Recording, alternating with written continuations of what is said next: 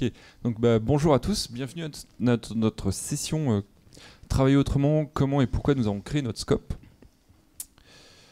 Alors moi je m'appelle Jean-François, je suis développeur depuis maintenant 14 ans.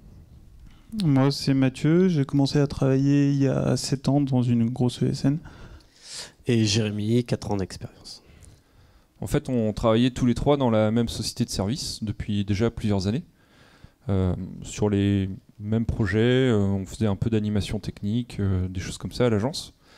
Et du coup, on a eu envie de travailler un peu différemment. Et il y a bientôt un an, on a fondé Avalon Lab, donc, qui est une société de service, une ESN.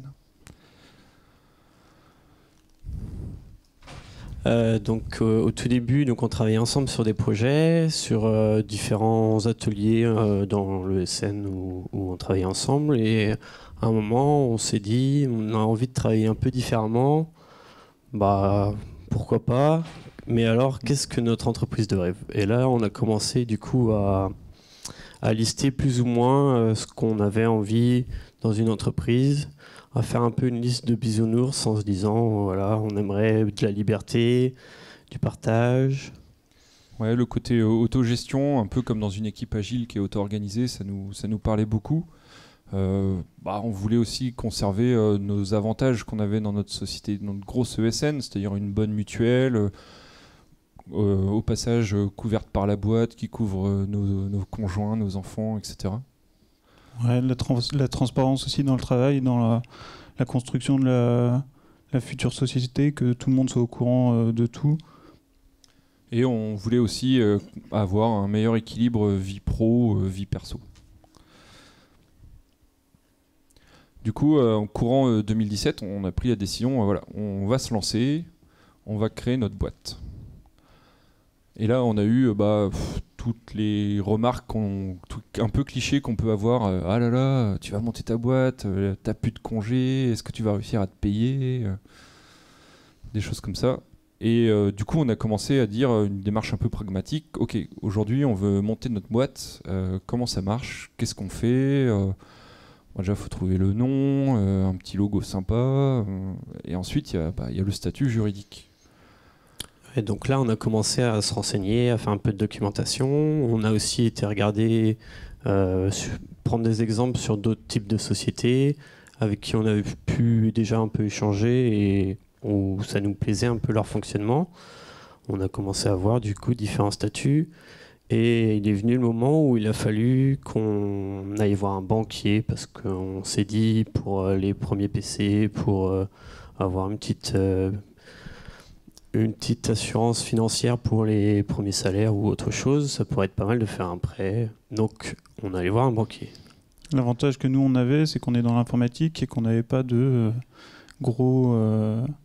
grosses marchandises à acheter, on n'avait pas besoin de faire un prêt énorme, on n'avait pas des machines comme dans le BTP, etc. Donc on avait cet avantage-là de faire demander un petit prêt au banquier. Et en fait, aujourd'hui, quand vous allez voir votre banquier pour monter votre boîte et demander un peu de prêt, il va vous dire, par contre, moi j'ai besoin d'un prévisionnel. Même si vous avez fait des cours de compta, ça marche à la fac, hein, il va vous demander d'aller voir un comptable pour faire ce prévisionnel. Et du coup, c'est ce qu'on s'est fait. On a mis la démarche de chercher un comptable, on a trouvé un premier comptable, on lui a expliqué notre projet. Ça l'a beaucoup fait rire. Le côté entreprise ouverte, partagée, autogestion, équilibre vie pro, vie professionnelle. Pour lui, l'entreprise, c'était la machine à cash où on crame des heures sans regarder. Du coup, on a trouvé un autre comptable. Et ce comptable qu'on a toujours et qu'on adore, en fait, en voyant notre projet de statut qu'on avait commencé à rédiger, parce que on avait discuté avec d'autres entreprises un peu dans la mouvance, pour ceux qui connaissent des No SS2I, qui nous avaient partagé leur statut, etc. On avait fait notre premier jet en bon développeur, on avait un fichier MD qui traînait sur un GitHub qu'on avait co-construit à coup de pull request. Donc on avait imprimé ça, on avait montré ça tout content à notre comptable, et là elle nous a dit c'est génial votre projet, par contre en fait moi ça me fait vraiment penser aux sociétés coopératives. Vous devriez rencontrer les responsables de l'union régionale, je pense que pour vous ça pourrait être bénéfique. Et le statut scope, on avait vu que ça pouvait convenir à peu près à nos attentes, mais en faisant un peu de recherche, on a eu des difficultés à trouver comment faire techniquement pour créer une scope. On a été assez vite bloqué. Du coup, on avait un peu laissé tomber, et le fait d'avoir ce contact et de pouvoir échanger avec cette personne nous a débloqué et nous a du coup donné envie de poursuivre vers ce statut. Ouais, en fait, du coup, on a contacté cette personne donc, de l'Union régionale des scopes. Hein, il y en a, du coup, comme son nom l'indique, dans chaque région de France. Et du coup, on l'a rencontré 3 ou 4 fois. Il nous a posé beaucoup de questions sur ce qu'on voulait faire. Il avait regardé nos projets de statut, etc. Il nous a posé énormément de questions sur comment on voulait gérer la boîte, des choses comme ça. Et ce qui lui a permis de rédiger des statuts aux normes d'une scope.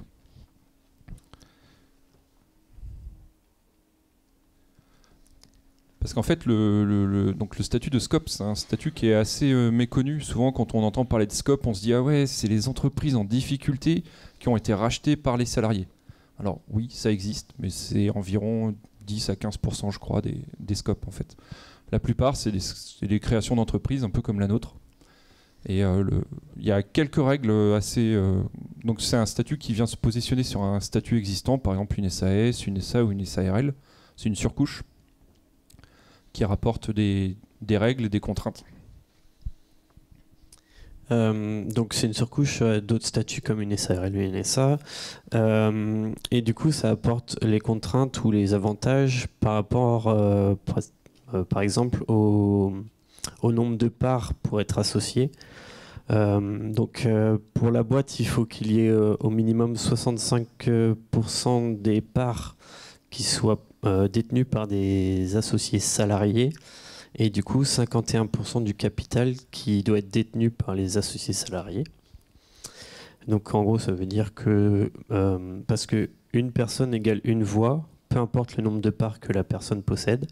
Donc ça veut dire que c'est majoritairement les salariés qui ont le droit de décision, on va dire. Et pour la répartition des bénéfices, donc à la fin de l'année comptable, on divise en 3 la partie des bénéfices. Donc il y a une partie pour les salariés qui est au minimum de 25%, une partie pour les réserves de l'entreprise qui est au minimum de 16%, et il y a une autre partie qui est pour les associés. Et après, en fonction de la répartition que l'on choisit, on paye plus ou moins d'impôts sur les sociétés, et on peut choisir une répartition qui, du coup, implique qu'on ne paye aucun impôt sur les sociétés. Du coup, le principe de la société de coopérative et participative, c'est que c'est une entreprise qui appartient à ses salariés. Du coup, il n'y a pas vraiment de patron en tant que tel. On n'a pas une boîte avec un gérant, un patron tout puissant. En fait, c'est juste un rôle dans l'entreprise, parce qu'il en faut un légalement, un représentant légal. Et en fait, dans une scope, ce dirigeant, ce gérant, il est potentiellement élu. Et, par exemple, en moyenne, c'est tous les 4 ans. Mais ça, c'est à fixer dans vos statuts. Et donc c'est une personne, un salarié qui va faire office de gérant. Dans certaines scopes, c'est carrément quelqu'un qui est embauché pour ce rôle, en fait, pour s'occuper de la gérance de la boîte. Mais il n'a pas forcément il a un pouvoir de décision au quotidien assez limité. Toutes les décisions importantes, en fait, sont prises en assemblée générale par les associés salariés. Ce qu'on peut dire d'autre sur les scopes, c'est que il y a quelques contraintes aussi, c'est-à-dire que donc faut être adhérent à une association donc tous les ans, et par cette adhérence, il y a aussi une révision coopérative tous les ans. Donc il y a une personne de l'association qui vient une journée ou un peu plus pour inspecter un peu la vie de la société et vérifier que la société fonctionne bien en coopération. Et du coup, du fait de ces quelques contraintes et avantages, c'est un type de statut qui est beaucoup plus pérenne sur les premières années que d'autres types de sociétés. Oui, et préciser aussi que nous, on est associés, mais on est salariés aussi de notre société, et donc on cotise aussi à tout ce qui est retraite, etc.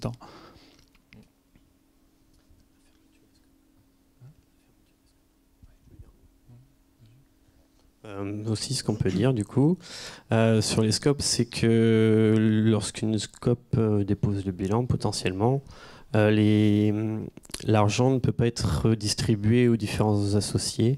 Donc, la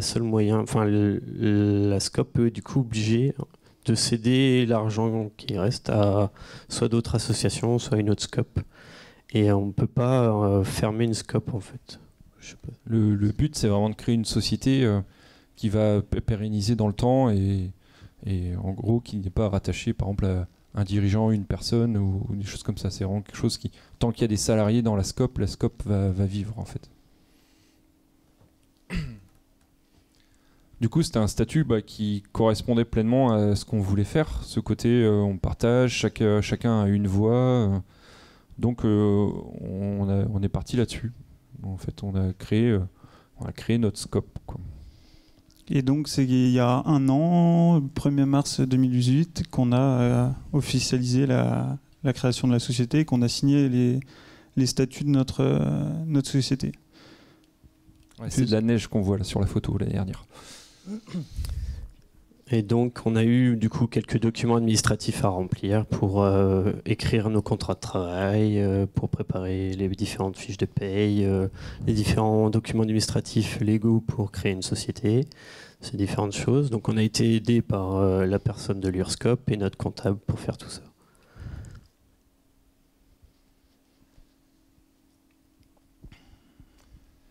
Et du coup, c'était le début de l'aventure, quoi. Ça y est, on avait monté notre boîte, on était immatriculé, on était salarié, on avait fait les déclarations uniques à l'embauche, des choses comme ça. Et là commençait le début de l'aventure. Et donc les débuts de l'aventure, donc c'était vraiment se faire connaître, aller chercher des clients, parce qu'on avait quitté notre ESN sans clients, on avait monté notre société sans avoir de futurs clients. Donc il fallait prendre la casquette de commercial et aller se faire connaître à droite à gauche et essayer de chercher des clients. Du coup, on est resté à peu près 3 mois comme ça dans le vague, en se posant les questions, est-ce qu'on a vraiment bien fait, on a fait les bons choix, on n'a pas fait une connerie. Puis ouais, au bout de 3 mois, on a trouvé notre premier client et puis comme on dit, faut mettre le pied à l'étrier, puis après ça part.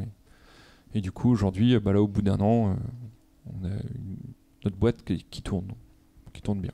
Voilà, le début juin, on avait notre premier client pour une mission d'1 mois, donc on était vraiment contents et au fur et à mesure, tout de suite après la première mission, il y a un deuxième client qui nous a appelé et qui nous a dit voilà, on vous propose une mission. Donc on a terminé notre première mission et on a continué sur la deuxième mission.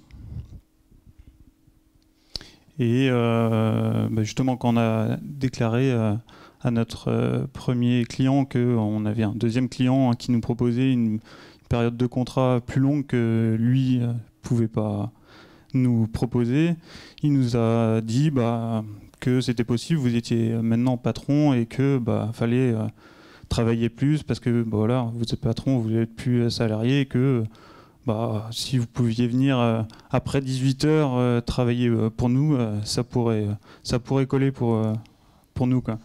Et nous, on n'était pas trop dans ce point de vue-là où commencer à 8h et finir à minuit avec avoir 2 clients, c'était pas trop notre objectif quand on a voulu créer la boîte.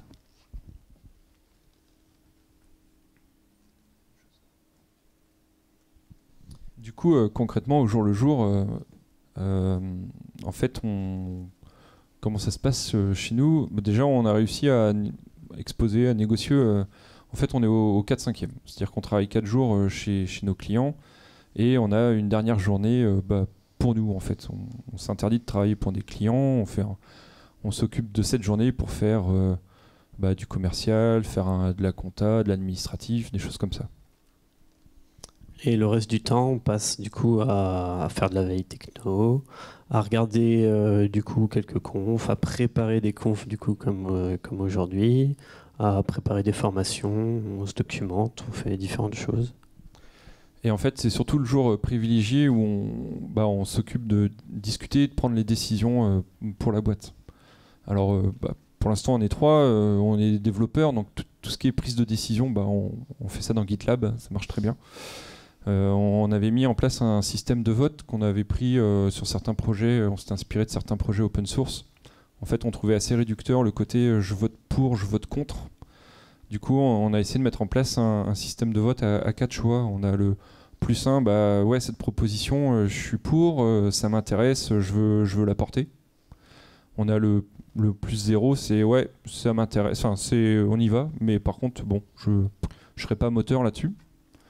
On a le -0, c'est moi je suis contre, mais en même temps, je vois pas trop d'autres solutions, donc c'est un contre, mais on y va quand même. Et puis, il y a le -1, c'est je suis contre, et puis j'ai une contre-proposition. Du coup, là, on étudie cette contre-proposition et on revote. Et en fait, par exemple, ce qui est important, c'est vraiment cet échange, cette discussion sur nos décisions. Ça ne nous empêche pas de prendre des décisions rapidement. On arrive à prendre, par exemple, si c'est tout bête, mais pour savoir si on était sponsor du DevFest ou pas, c'est ça, on a créé l'issue, on a dit voilà, il y a cette opportunité, on y va pas. En moins d'une demi-heure, c'était bouclé, on avait notre décision rapide. S'il y en a certaines où il faut discuter, justement, dans GitLab, on commente, on échange, on peut créer des fichiers, faire des pull requests si on a de la doc à mettre ou des choses comme ça. Et par exemple, moi, en tant que président, ça m'arrive du coup de ce fameux -0, de dire je suis contre, mais on y va quand même. Finalement, même si c'est moi légalement le président de l'entreprise, ça m'arrive de devoir porter des décisions pour lesquelles je n'étais pas forcément d'accord, mais que j'avais pas de meilleure proposition. Donc c'est aussi un certain travail d'écoute et de compréhension des autres et de prise un peu sur soi. Voilà, le président n'a pas tous les droits, tous les associés ont une voix, et après c'est un débat entre nous justement pour trancher telle ou telle décision.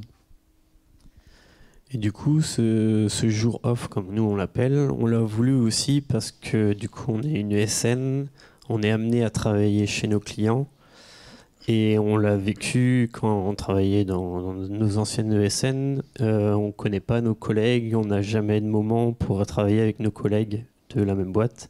Du coup, on le voulait pour travailler ensemble. Là, en ce moment, on est chez le même client, donc l'argument n'est pas forcément valable, mais c'est important pour nous de nous retrouver, de pouvoir travailler ensemble et d'avoir une vraie vie d'entreprise au final. Du coup, ce 5e jour, on a aussi choisi de travailler en espace de coworking pour rencontrer différentes personnes, différents profils. Pour nous, c'était intéressant du coup de voir d'être dans un lieu d'échange aussi comme ça. Ça peut nous arriver de faire un peu de remote si on en a besoin. Un jour de neige comme on l'a vu tout à l'heure, c'était pratique. Alors, on n'avait pas fait de bataille de moule à neige pourtant.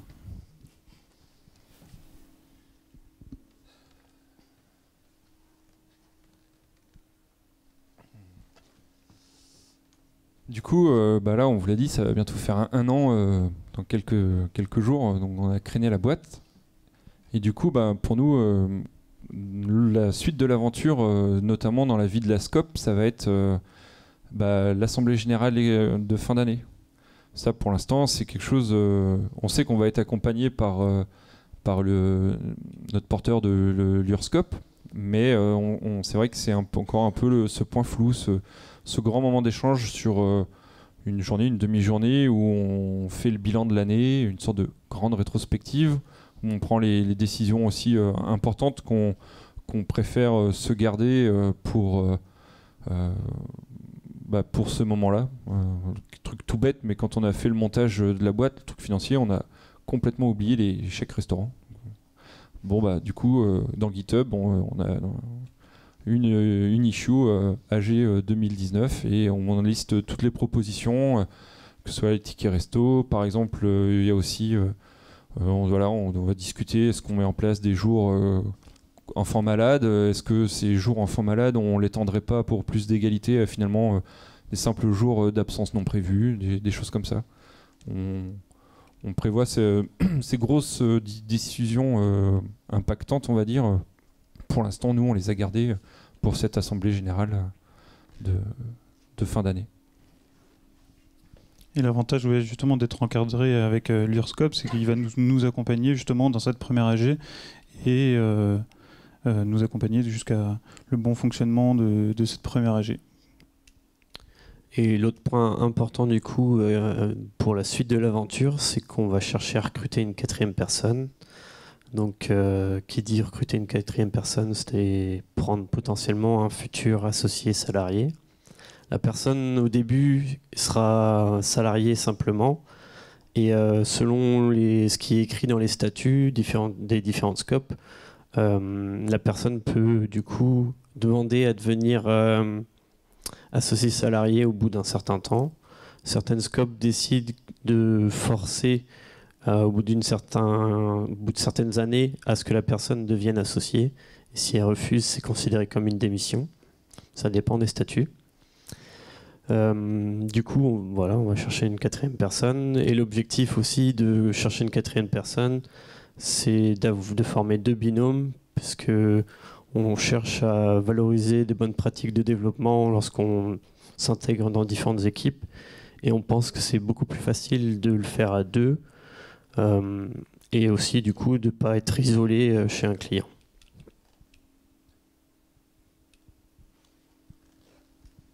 Du coup, au bout d'un an, en fait, notre ressenti sur quitter sa boîte, sa sécurité, on va dire, pour monter sa propre entreprise et surtout la monter en scope, nous on est... Enfin, en tout cas, moi, je parle à mon titre, je suis plutôt content. On n'est pas tout seul, je me voyais pas passer freelance, par exemple. J'aime beaucoup le travail d'équipe et puis je me pose beaucoup de questions. Le fait d'être à 3, c'est que dès qu'il y a un problème ou même la moindre interrogation, finalement, on est à 3 à y réfléchir, à 3 à proposer des idées ou des pistes de comment surmonter un obstacle. On est aussi 3 pour se soutenir. C'est vrai que les premiers mois, c'était pas forcément évident. On se posait beaucoup de questions sur la pertinence de nos choix. Et finalement, le fait d'être 3, c'est un sacré soutien. Et je pense qu'en freelance, je l'aurais pas forcément sauté le pas tout seul. Voilà. Ouais, voilà, c'était compliqué. On était chacun dans une ESN. On avait notre salaire qui tombait à la fin du mois. On était tranquille, on était en CDI. Puis là, c'était un peu le saut en parachute. On savait pas trop où on allait. On n'avait pas de clients, on n'avait pas de vision. On connaissait, on pouvait pas lire l'avenir. Donc ça a été un peu compliqué les premiers mois sans clients. Après, on avait l'avantage d'être 3 aussi. Après, donc on était 3 à monter la boîte. On s'entendait bien, mais est-ce qu'on n'allait pas avoir de conflits et comment on allait les gérer? C'est tous les questionnements qui sont arrivés justement dans ces 3 premiers mois un peu compliqués sans clients. Et au final, pour ma part, je suis très content d'avoir sauté le pas, avoir monté ma société et que ça se passe aussi bien. Pour ma part, c'est pareil, je suis hyper content de l'avoir fait. Je pense que ça apporte tellement d'expérience, puisqu'on a dû toucher à plein de métiers différents. Bien sûr, on n'a pas été jusqu'à être expert dans chaque métier, mais c'est quand même super sympa de pouvoir faire différentes choses et voilà, de pouvoir, entre guillemets, décider de tout ce qu'on souhaite dans la boîte. Voilà, et c'est ça. Et on est aussi content aussi d'avoir pris le parti de choisir ce statut scope en cassant un peu les barrières du président, du directeur général et en dessous, tout en bas de la pile, les petits développeurs. Là, on est vraiment sur tous au même pied d'égalité. On a un droit de vote et c'est ça aussi. On est content aussi d'avoir choisi ce statut.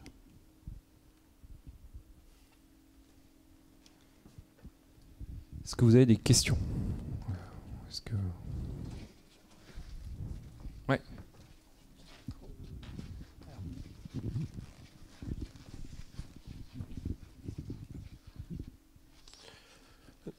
Vous allez faire comment si vous recrutez une 4e personne au niveau des votes en fait? Parce que là, à 3, c'est 2 contre 1, mais vous arrivez toujours à trouver une majorité, mais à 4 Déjà pour commencer, la personne sera seulement salariée entre guillemets.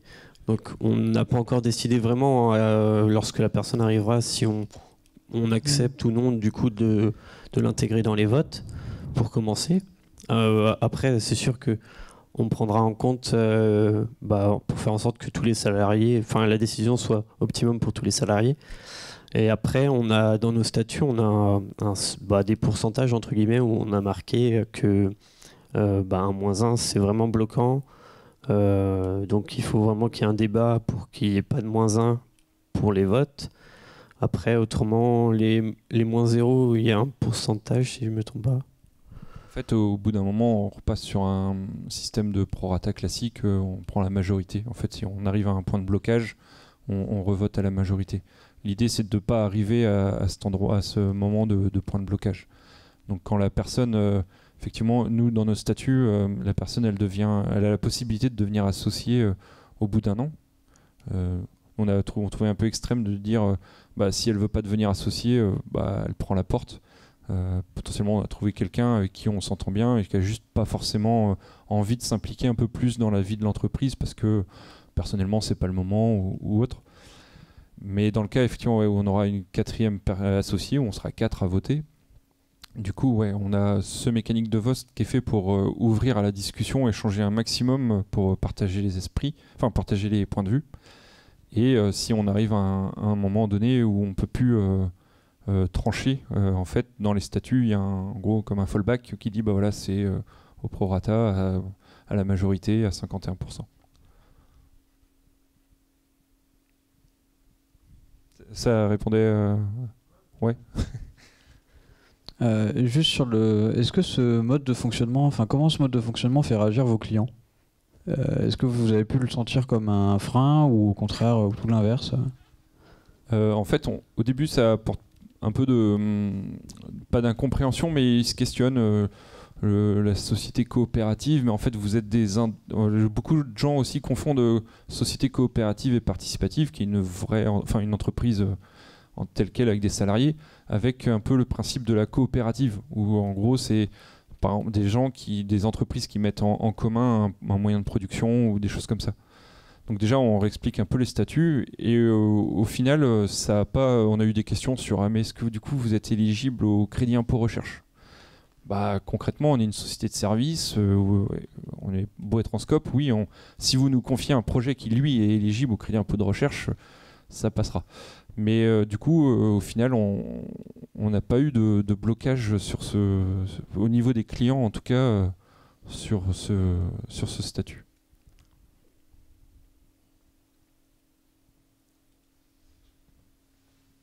Si je comprends bien, du coup, la scope, donc c'est une surcouche à un statut classique, et on a vu les contraintes que ça apportait.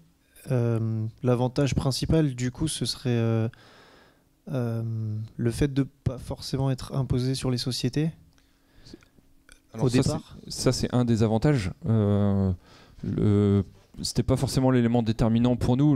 Nous, ce qui nous a surtout fait basculer là-dessus, c'est que, en fait, avant d'être dirigeant, on est avant tout salarié. En fait, du coup, effectivement, on cotise à l'URSSAF, tout ce qui est Sécu, assurance chômage, les retraites, etc. Et en fait, c'était pour nous, en globalité, c'était surtout ce point-là, le côté un peu marquant du statut de scope, c'était qu'au final, on restait avant tout des salariés avec toute la protection du statut de salarié qu'on avait.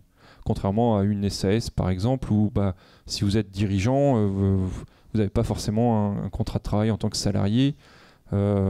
Généralement, si la boîte ferme, Pôle emploi, vous étiez le dirigeant, même si vous aviez un contrat technique dans l'entreprise, c'est hyper compliqué à faire valuer après pour avoir du chômage ou des choses comme ça. Tout ce qui est cotisation retraite, c'est à vous de vous débrouiller. Donc nous, ça c'était surtout ce côté un peu rôle de statut de salarié en fait qui a aussi primé sur ce statut. Et puis finalement ça joue aussi comme un peu comme un label. On dit voilà, nous on est une équipe de dev, on s'auto-organise, l'entreprise on la monte pareil, on est autogéré, chacun prend sa décision. Finalement ça fait un peu comme un tampon en disant il y a ce label juridique qui est validé par le ministère tous les ans, il y a une liste ministérielle avec les scopes. Et pour nous c'est un peu cette reconnaissance sur nos valeurs en fait, plutôt que d'avoir un listé des mots clés comme valeurs. Finalement c'est un peu ce statut qui représente nos valeurs.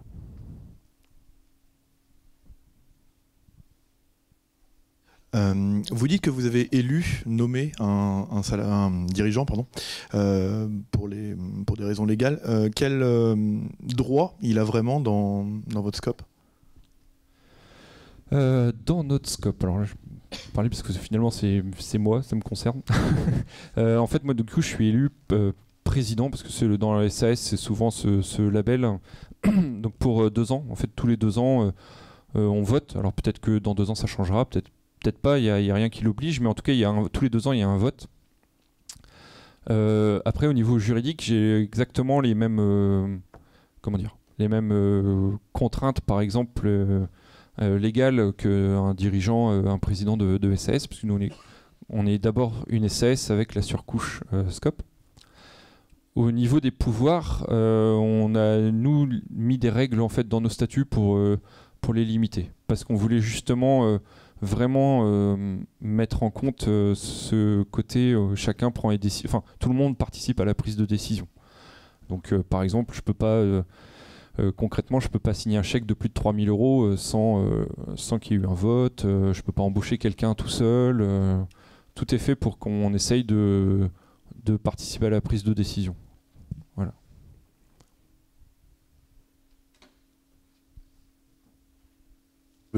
Pardon, je voulais savoir comment vous gérez en fait auprès des clients, surtout des gros clients, on va dire peut-être brestois, toutes les contraintes, parce que je sais par exemple certaines ESN, il y a une notion de référencement en fonction de la santé, on va dire financière de la société. Comment vous gérez ça et aussi tous les côtés normes ISO, etc. Pour justement s'adresser à des gros clients quoi, qui vont avoir ces demandes-là quoi. Alors pour l'instant. Pour l'instant, on n'a pas trop eu ces questionnements. En fait, on n'a pas eu à passer par un service achat d'une très grosse boîte ou autre. Donc, concrètement, je ne saurais pas répondre plus que ça à ta question. Parce que, ouais, on a travaillé pour des startups, même si on a travaillé pour un gros groupe du coin, finalement, on ne passe pas par le service achat, donc on n'a pas toutes ces contraintes. Après, on ne monte pas non plus un centre de service ou des choses comme ça, comme certaines peuvent faire. Donc, nous, là, on est vraiment dans une mission d'accompagnement. On est arrivé dans une équipe pour la renforcer. Ils n'étaient plus que 3. Donc, on est... Ouais.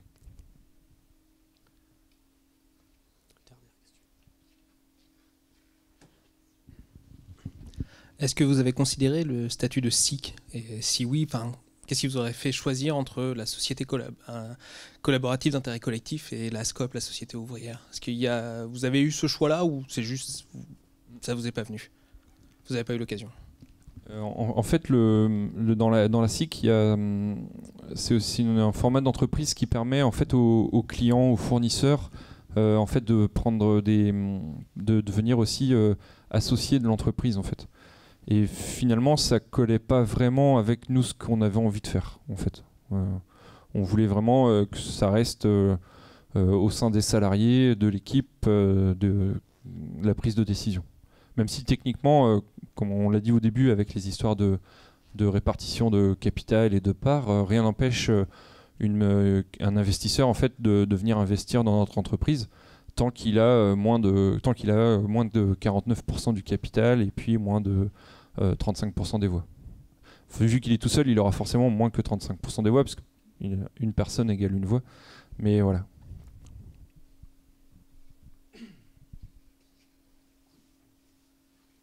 Des décisions que vous soumettez pas au vote, que vous prenez tout naturellement entre vous sans consigner le vote et que du coup il y a une trace obligatoire pour votre suivi quoi. Ouais, ça nous arrive régulièrement sur des petites décisions entre nous, souvent le jour off. Lorsqu'on est tous les 3 autour de la même table, en fait, on discute entre nous simplement. Mais après, ça reste sur des petites décisions, des trucs entre guillemets mineurs. Dès qu'on sent que ça commence à être un peu plus légal, par exemple, ou un peu plus important, on écrit notre issue. Après, on peut en parler entre nous sans pour autant du coup mettre des commentaires dans l'issue. Mais à la fin, quand même, parce qu'on souhaite avoir une trace pour ces décisions importantes, donc on va essayer de tracer ça. Après, ça peut être juste marqué, on a voté ensemble à l'oral, voici le résultat, par exemple. Mais ouais, on essaye quand même de tracer la plupart des décisions qu'on prend, même celles qui ne sont pas forcément trop trop engageante, quoi. Oui, bonjour. Pour l'instant, vous n'êtes que 3. Vous avez dit que vous allez bientôt recruter une nouvelle personne. Dans ce cadre-là, la nouvelle personne que vous allez recruter, pour son salaire, vous comptez lui donner la même chose qu'à vous 3 ? Vous avez réfléchi à une manière de gérer ce genre de choses ? Bah, pour l'instant, en fait, on fonctionne au salaire unique. Donc, on s'est dit que la personne qui serait embauchée serait au même salaire que nous. Parce qu'on cherche quelqu'un qui a, entre guillemets, à l'intérieur du panel, au niveau expérience, du coup, vu qu'entre 4 et plus de 10 ans d'expérience. Donc voilà, on est au salaire unique pour l'instant. Vu qu'on n'a pas encore fait d'entretien ni quoi que ce soit, ça n'a pas été vraiment confronté à un candidat qui voulait discuter ou négocier. Mais pour l'instant, c'est là-dessus qu'on est parti. Et l'objectif, c'est ça, c'est pour l'instant, c'est vrai qu'il y a plein de formes de rémunération, de partage de la rémunération, de calcul. Nous, dans l'idée, et pour l'instant, c'est ça, c'est qu'une idée, hein, c'est vraiment de rester sur ce principe de rémunération unique, en fait, partagée par tout le monde. Parce qu'au final, on risque de faire tous plus ou moins le même travail. Donc, ouais. Merci pour votre attention.